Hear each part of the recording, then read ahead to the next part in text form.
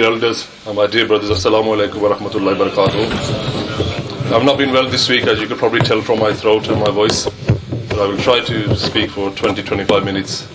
But if the voice goes, which it did once, then I'll have to sit down. But my Imam Sahib told me that you could speak on any topic today, which is actually quite difficult, because then you don't know what to say, because Islam is so wide that you could choose any topic, and our issues are so wide and so disparate that we can choose any topic to talk on. But listen to the tilawat of our young brother. They mentioned a verse which I then recited now, and that's the point of Aqeedah. Allah Ta'ala said in the Quran, Surah Baqarah, قُلْ إِن كُنْتُمْ فِي رَيْبٍ مِمَّا نَزَّلْنَا عَلَىٰ عَبْدِنَا. Allah Ta'ala said to the Prophet ﷺ, that say to the people who doubt the Quran, they doubt that this is the word of Allah Ta'ala, say to them that if you doubt it in what has been revealed, ala abdina, upon our servant, the Prophet ﷺ, then fa'atu bi suratin min mithli. Bring a surah, bring a chapter of similar to it, of his misl. And they wouldn't be able to do that. So Allah Ta'ala says in the Quran further on that you won't be able to do that even if you call all your helpers. Point of Aqeedah is Allah Ta'ala is saying that there is nothing that can be the misl of the Quran. So if there is nothing which is the misl of the Quran, how can there be a misl of the one which was revealed upon? So Allah Ta'ala won't say this explicit to us, but we need to understand it from the signals that Allah Ta'ala gives us to us in the Quran. If there is nothing like the Quran, then how can there be someone like the Prophet ﷺ? And the point to think about is this: what is the Quran? It's words, but they're not just ordinary words, they're the words of Allah Ta'ala. But if you look at the words, or then later on if you look at the book, it's a book. It's pieces of paper with ink on them and bound with a cover. I.e., it looks like any other book. If you put it in a shelf and it doesn't have anything written on it, you might think it's similar to any other book. And we see beautiful books now of hadith, of tafsir, they all look similar. So what do we understand from this? Allah Ta'ala said there is nothing similar to the Quran. But when we look at it, it can look similar to other books. It's paper, it's ink. Similarly, when we look at the Prophet ﷺ, if we just look at the outside, we might just see a man, na'udhu billah, and like us, a man with 2 arms, 2 legs, a man with a head, a man who spoke, a man who married, a man who ate. So it will look just like when we look at a book, it can look similar to the Quran from its outward form. Similarly, when we look at the Prophet ﷺ, the outward form, he may appear similar to other people. But Allah Ta'ala says there is nothing like the Quran. Similarly, there is nothing like the Prophet ﷺ. If you were to look deep, if you would have to have the insight, you realize there is nobody like the Prophet ﷺ, and there is nobody like the Quran. No matter how hard you try, no matter how hard the kuffar and the mushrikeen tried to copy the Quran, they couldn't. Similarly, no matter how hard the people today will try and lower the Prophet ﷺ to a normal person like us, he will never come down, and his status is very high. The other point to remember is, as more and more things will come into mind as we go along, so we'll be freestyle today rather than on a set topic, so forgive me for that. But we know that the Prophet ﷺ's height was of normal height. You wouldn't say he was too tall and you wouldn't say he was too short. He would be of normal height. But the Sahaba Ikram mentioned in the books of Shama'il and the books of Hadith that when the Prophet ﷺ was talking to somebody, was standing next to somebody, he would appear taller. Whichever gathering the Prophet ﷺ stood in, he would appear taller. And so when people saw the Prophet ﷺ standing amongst a group of people, they would see the Prophet ﷺ taller than all of them.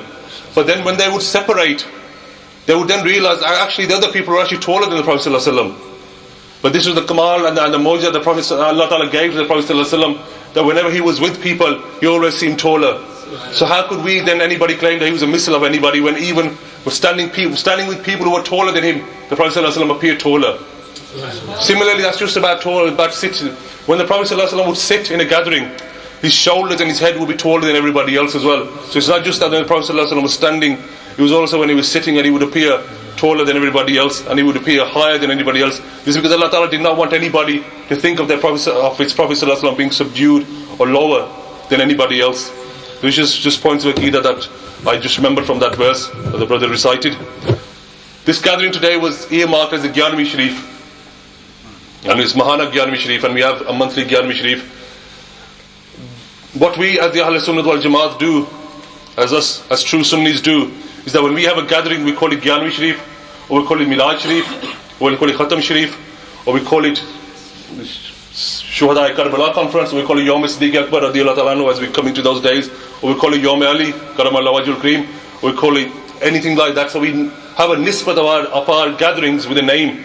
We don't just call it Ijtima or Mazbi Ijtima, or Ruhani Ijtima, or spiritual gathering. We call it Gyanvi Sharif, we call it Milad Sharif, we call it Khatam Sharif, Khatam Khwajgan, something like that. We always have the nisbat. And then what happens is when speakers come, especially in English, we start off by saying that actually don't worry about the name. It doesn't matter if it's called Gyanvi Sharif or Milad Sharif. Look at what we do in this gathering. We do the tilawat of the Quran Pak as we did. We read the Naat Sharif of the Prophet ﷺ. Then we discuss the teaching of the Quran, the Hadith, and then we have Salatu Salam at the end, and we do Dua at the end. This is what you need to look at. Don't worry about the name, which is true. And their point of saying this is that there's nothing wrong with it. Just because you don't understand these names doesn't mean that these gatherings are wrong, because this is what we do. It's part of the gathering. But I think sometimes we can be too apologetic. The Ahl Sunnah wal Jamaat sometimes are always apologizing, always defending our creed. And I think we need to be on the front foot here. And I would say this today, that we have named our gathering Gyanvi Sharif for good reasons. And there's a big reason, and there's big hikmat from why our elders named our gatherings with such nisbat of Gyanvi Sharif or Milad Sharif or Khatam Sharif. And there's a reason for that. And when I say elders, I don't mean our genealogical forefathers, we mean our religious elders, our spiritual elders, our mashayikh, our ulama ikram. Why they named our gatherings Gyanvi Sharif, why they named the Milad Sharif, and not just Ijtimar or Ruhani Ijtimar or just Mazbi Ijtimar. There was a reason for this. Because a name has a massive impact upon the gathering. A name has a massive impact on a person.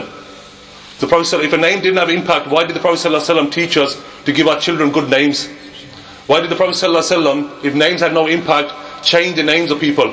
When people came with bad names, they told them to change their name. It wasn't a good name. And the Prophet ﷺ told us to have good names. So it shows that a name has impact. And some of the ulama ikram have said, and we won't go into this deeper, that the names have an impact on the character. So a name has an impact on that thing. Similarly, Allah Ta'ala chose the names of the prophets. We know in the Quran Allah Ta'ala mentioned that He chose the name of Yahya alayhi salam, He chose the name of other prophets. And in some narration it said that Allah Ta'ala chose the name of Sayyidina Muhammad sallallahu alayhi wa sallam. That is the hadith where Sayyidina Amina radiyallahu ta'ala said that Allah Ta'ala told me, an angel came and told me to name him Muhammad. And although his name, and Bikram Shah rahmatullah alayhi in their book Ziyaul Nabi actually mentioned, that other ulama mentioned that nobody before that time had the name of Muhammad. And when Sayyidina Abdul Muttalib radiyallahu ta'ala anhu, the Prophet's grandfather, when he named him Muhammad on the 7th day and told people I named him Muhammad, the people were surprised because they never heard of that name, and they said you should have named him on one of your forefathers, because that's what they used to do. They used to have the way that the royal people and the people of nobility have acted is that they use the same names again and again, not just in the Arab world but also here. And that's what you'll find in the Arab world, people called Muhammad bin Muhammad, and you'll have people with the same names. Similarly in England, if you look through history, you had people with the kings. You had Henry I, Henry II, Henry VII, Henry VIII. These are father and son relationships, so they would keep the same name going. And that again shows that these people knew that there was impact in the name as well. So if names had no impact, why did Allah Ta'ala choose the name of the prophets? Allah Ta'ala could have left it for the people on the earth. Why did He choose the name of the Prophet ﷺ, Muhammad? The Prophet ﷺ said that my name on the earth is Muhammad, and in the stars, in the heavens, it's Ahmad. Sallallahu Alaihi Wasallam. So if names had no impact, why did the Prophet ﷺ teach us this? And the Prophet ﷺ in another hadith said that give your children good names, because on the day of Qiyamah you will be called by those names. So on the day of Qiyamah you don't want to have a bad name. But the other thing is, if somebody has a good name, they will then have a good impact. For example, people who've gone to interviews and know about business, that is sometimes in the first 10 seconds you make the impression, and that impression then counts throughout the rest of the interview. If you make a good impression, if you're wearing good clothes and you have a good demeanour when you walk in, that creates a lasting impression. If you have a bad impression, that sets you back, and it's very hard to come back from that. Similarly, on the day of Qiyamah, if you're called with a good name, it will have an impact and will make you stand better than if you had a bad name. And the other thing is, when these aramal go to Allah Ta'ala, because we will do these deeds, we will do zikr, we will do tilawat, we will do waz, and we will do salatu salam, we will do dua, and they will go to Allah Ta'ala. How do we know that these will be accepted? We don't know. But one reason why we call it Gyanvi Sharif, Milad Sharif, is that when we put the wrapper and the envelope of this Buzurgan Deen, of this nisbat, then these have more chance of being accepted with Allah Ta'ala. The Prophet ﷺ said in a famous hadith that your dua remains hanging between the heavens and the earth until you read the Durood Sharif. So it shows that it's not the act itself, it's how you wrap that act. And that's why when we do Fatiha, as we're doing in the other rooms, we start off with the Durood Sharif, and then we read Surah Fatiha, and then we read Kul Sharif. And then we end with Fatiha, with Durood Sharif as well. So we wrap our duas in the envelope of the Durood Sharif, so that Allah Ta'ala then accepts it with that. Similarly, these gatherings and all our acts, we're wrapping these with a wrapper of the Buzurgan Deen of these people. And the other thing to remember is that these people are accepted people of Allah Ta'ala, and then we are showing rank and showing respect for these people, showing honor for these people is also a way of getting close to Allah Ta'ala, and it's also a way of recognizing that Allah Ta'ala showed rank to these people as well. Sheikh Sheikh Abdul Haq Mansur Delvi Rahmatullah mentioned the point, and many Mufassirin mentioned the point, that in the Quran Allah Ta'ala takes the custom of many things, Watteen, Wazaytun, Waturi Sinin, and other things like the Yasin, Wal Quran al Hakim. Allah Ta'ala takes the custom of the Quran, takes the custom of the Prophet's city, takes the custom of many things. And why do you take a custom? It's when you're trying to convince somebody that I'm telling you the truth. So you to make a custom first, and then you say that this thing that I'm going to mention is true. So you take a custom of something that's important to you, because you're showing that I'm taking a custom of something, an oath of something that's very important to me, so it's more convincing to the person who's listening to you. If I take a custom of, say, I'm taking a custom of my shoes, then that's going to think, what am I talking about? But if I take a custom of something that's very important to me, if I take a custom of my life or your parents, or something that you really honored and something that you care about, then that shows that you care about the thing that you're going to say. So the Mufassirin and Ulama have asked that there's nothing greater than Allah Ta'ala's Zat Himself. So why did Allah Ta'ala take the custom of something else than His Zat? Because surely a person takes the custom of something which is the greatest thing you have. If you want to be more and more convincing, the more convincing you want to be, the greater thing you will take the qasam of. So there's nothing greater than the Zat of Allah Ta'ala, nothing more honored than the Zat of Allah Ta'ala. But Allah Ta'ala He does take the qasam of Himself, but then He also took the qasam of all these other things as well. And the Mufassirin have said He didn't take the qasam of all these things because they were better than His Zat, but He took them because He wanted to teach us that these things are honored near Allah Ta'ala. So when Allah Ta'ala took qasam of all these things, that they are honored to Allah Ta'ala, and Allah Ta'ala wants us to recognize that these things are honored, because Allah Ta'ala didn't need to take a qasam. If we believe in Allah Ta'ala, and then we must believe that He's telling us the truth. The Aqeedah of the Ahl Sunnah wal Jamaat is Allah Ta'ala cannot lie. There's no imkana kids for Allah Ta'ala. So everything that Allah Ta'ala would say in the Quran, we would believe to be truth. So Allah Ta'ala didn't really have to take a qasam, because we believe that everything is truth. Is there anybody here who would doubt any word of Allah Ta'ala? But the fact that Allah Ta'ala took this qasam was to show us that these things, the shi'ar of Allah Ta'ala, the signs of Allah Ta'ala, the awliya of Allah Ta'ala, they are respected near Allah Ta'ala. That's why when we are naming our mehfils Gyarvi Sharif, naming our mehfils Milad Sharif, we are showing that we also honor these things, and we also want Allah Ta'ala to know that these things are good, and that then Allah Ta'ala will then accept them from us. Because there's no guarantee that everything will be accepted. So Abu Bakr Siddiq radiallahu ta'ala anhu, famous quote said that endeavor more in the acceptance of your deed than the deed itself. In other words, try more. You try for your deed, do a good deed, but spend more time in making sure that deed is accepted. So don't worry too much about your deed itself. Worry about making sure it's accepted, no matter how little, because you want it to be accepted. There's no point sitting in the masjid all night and it's not being accepted.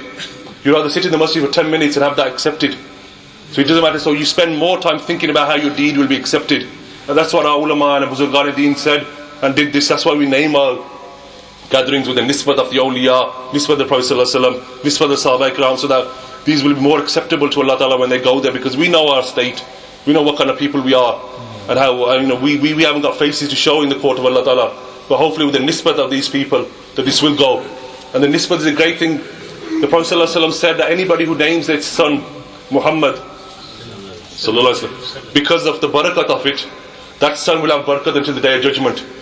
Another famous hadith, they said that whoever names their son Muhammad because of love for me, him and the father, the son and the father will go to Jannat. So this shows the blessings of the name of the Muhammad ﷺ. And that's why we give these names to our gatherings of Milad Sharif, of Gyarvi Sharif. We can call them anything we want to, but that's why our ulama ikram will call them Gyarvi Sharif. So whenever somebody asks you what these gatherings are, don't just become apologetic, but come onto the front foot and tell them that these are the reasons why we do these. The other reason is that, there's Asda opposite us. And what do? When they have a 2-for-1 offer, we all run there, because they're given two things for one price. And similarly, without any tashbih, a similar concept in Islam, if you can join two good deeds together, you'll get double the reward. So rather than do one thing, this famous hadith in Bayhaqi Sharif, Prophet ﷺ said that Qiraat fi salah afdal min qiraat, outside the prayer. So tilawat of the Quran is a great deed, we know that. Prophet ﷺ said that if you do tilawat of one word, you will get 10 rewards. And he said, I do not say that alif lam mim is one word, but alif is one word, lam is one word, and mim is one word, so you get 30 rewards for that. So you get much more reward for that. But the Prophet ﷺ said that if you do qiraat inside the namaz, it's much better than qiraat inside the namaz is much better than outside the namaz, because there you're combining two acts of worship. You're doing qiraat, you're doing tilawat, but then you're putting in a wrapper of namaz, of the usul, of the qiyud, of the rules of the namaz. So it's more acceptable to Allah Ta'ala, it becomes more afzal. And similarly, if people are hufaz and want to do tilawat, rather than just sit there and do tilawat in your heads, you're better off doing wuzu and standing in namaz and practicing then, because then you will get that much better. So it shows that when we are so similar with these gatherings, we were going to gather here and discuss and talk about the Quran and Hadith and read tilawat. So we would have got reward for that. But then we thought, why not act and give it a name of Gyanvi Sharif and remember Sayyidina Abdul Qadir Jilani radiyallahu ta'ala anhu, Pirane Pir, and do Isal Swab for them afterwards as well. So why not wrap it together? There's another hadith Prophet ﷺ mentioned in Sahih Muslim and many other books like that you spend a penny or you spend a dinar in the path of Allah Ta'ala in jihad, there's reward for that, and you spend something on the poor, there's reward for that. But the dinar that you spend on your family is much better than that. So if you have, and the ruling is, if you have zakat or you have sadaqah, you should first give to your family and then your neighbours. So what's the rationale there again? Because you're doing two things. One is you're giving sadaqah, and secondly, you are doing sila rahmi, you are strengthening the bonds of your family, which is also praiseworthy in Islam. So you're doing two deeds with one act. So wherever you can multiply your deeds together into one act, the much better it is, because the more you're doing. So maybe your sadaqah might not be accepted, but your act of sila rahmi might be accepted. So you don't know what aspects. So the more aspects you have, the more chances you have of getting closer to Allah Ta'ala, having that deed accepted with Allah Ta'ala. So that's why we try and wrap all our deeds together. Just checking the time. Kitne kab tak? Kitna time hai? 5 minutes. No. Well, just last point then. Just a quick point. Where sometimes at Gyanvi Sharif, we talk about that we're going to do Isal Swab at the end, and we do Isal Swab, and we say we present this Swab to the Bargah of the Prophet ﷺ, and then we present it to the Sahaba Ikram, and then we present it to the Awliya Ikram, and in particular, if we're doing Urs, then the particular Buzurg or Gyanvi Sharif, then it's Pirane Pir Sayyid Abdul Qadir Jilani radiyallahu ta'ala anhu. So a question sometimes arises, and some people ask us, is this, that if these people are so holy, if these people are so pious, as we say in our language, Ponchevi, if these people are so high ranking with Allah Ta'ala, why do they need more sawab from us? For example, if they're already holy, if they're already at a great stage, some people say, why do you put chadar on a mazar, or why do you put flowers on a mazar sharif? Because we say we put flowers on chadar because it brings barakat. And they're saying that if these people are already awliya of Allah Ta'ala, if these people are already close to Allah Ta'ala already, then why do they need our sawab from them? And the reason is, we don't really understand what sawab means. We think sawab is something that you get back for doing a good deed, that you get like £10 or you get 10 points or something like that. But actually sawab doesn't mean something that you could quantify. Sawab is actually your closeness to Allah Ta'ala. Sawab is a pleasure of Allah Ta'ala, it's a riza of Allah Ta'ala. It's not something like you could count or measure. It's a closeness, and it's how close you get to Allah Ta'ala. And everybody wants to get close to Allah Ta'ala. And the question is, when you say these people are close to Allah Ta'ala, they don't need to get closer. You have to ask yourself, where is Allah Ta'ala, and is there any limit to Allah Ta'ala? If there was a limit to Allah Ta'ala, you could then say, yes, I've reached the limit of closeness to Allah Ta'ala. But there's no limit to Allah Ta'ala. So you keep going and going and going, and you will still go deeper and deeper into Allah Ta'ala. The Prophet ﷺ used to pray at night, and his feet used to swell up, that's how long he used to stand for. And the Sahaba Ikram said to the Prophet ﷺ that, why do you do all this endeavour and hard work when you are forgiven? And the Prophet ﷺ, why should I not be an Abdul Shukur? Why should I not be a grateful servant? So it shows that even the forgiven, the Prophet ﷺ still want to get closer and closer to Allah Ta'ala. Similarly, when we do Isal Swab for the Buzurgan Deen, what we're saying is that we want them to get even more and more closer to Allah Ta'ala. There's no limit to that. And we know that we have to read namaz because we're mukallaf. That means you are obligated to read namaz when we're alive here. But once you pass away, the obligation lifts. We don't need to read namaz. But what did the Prophet ﷺ see on the night of Miraj? when he passed the grave of Sayyidina Musa alayhi salam, he saw Musa alayhi salam standing, not just sitting, but standing praying in the grave. The question to ask is, why was Musa alayhi salam praying for? He's not mukallaf anymore. But they were doing it because they want to get even more and more closer to Allah Ta'ala. Can anybody be more closer to Allah Ta'ala than prophets? So similarly, that's what we're doing with these awliya ikram. We're asking Allah Ta'ala to raise their ranks. That's why first of all we pass the reward on to the Prophet Sallallahu Alaihi Wasallam, and we ask them to get even more and more closer to Allah Ta'ala. And that's, but there's also a selfish element from our point of view as well in this, because we know that when we present our sawab to Allah Ta'ala and we present it to these people, Allah Ta'ala made them think that, look at these people, they are taking time out to send sawab upon my servants, I will forgive them as well. And as many hadiths, the Prophet ﷺ said that when you do isal sawab for somebody, you get the reward as well first. So when you do isal sawab, you've recited the Quran, you've given the charity, that will also go into your ranks. So don't think that. And also one thing, we think that if we did one Quran Khatam Sharif, or we do give one sadaqah, that's only for one person. You can give that sadaqah for as many people as you want. You can read the Quran once and you give that sawab of the Quran to as many people as you want, because there's no limit to Allah Ta'ala's mercy, no limit to Allah Ta'ala's benevolence. He can give you nothing, or if He wants, He can give you as much as He wants, and He can give you lots more than that. So we're also trying to do it for ourselves as well, that when we give it, there's a famous hadith that the Prophet ﷺ said that when you walk past a grave and you recite Surah Ikhlas for the people in the grave, Surah Fatiha, you will get the reward of everybody who's in that grave as well. So whatever reward that those people have, you will get that as well. So we try to link ourselves with the awliya ikram, and we know that this nisbat is what's going to help us on the Day of Judgment. Just final point, on the Day of Judgment, nobody will help us. None of our friends, none of our family, not even our mothers and fathers will help us. It will be the nisbat of the Prophet ﷺ that will help us. It's the Prophet ﷺ who will do this. And it's the Prophet ﷺ who will bow in front of Allah Ta'ala and say, Ummati, Ummati. And Allah Ta'ala will say to the Prophet ﷺ, go to hell and bring out your people. Bring out anybody who has even the minutest amount of iman in his heart. Bring that person out. That's why we are making sure our nisbat with the Prophet ﷺ stays strong. And that's what we do. That's why we give all our gatherings the nisbat of the Prophet ﷺ, of the awliya ikram, of the sahaba ikram, so that we remember who our nisbat is, and we want all our actions to go on the Day of Judgment in this wrapper of the Prophet ﷺ, of the wrapper of the Gyanvi Sharif. May Allah Ta'ala accept us. Wa akhiru da'wana alhamdulillahi rabbil alamin.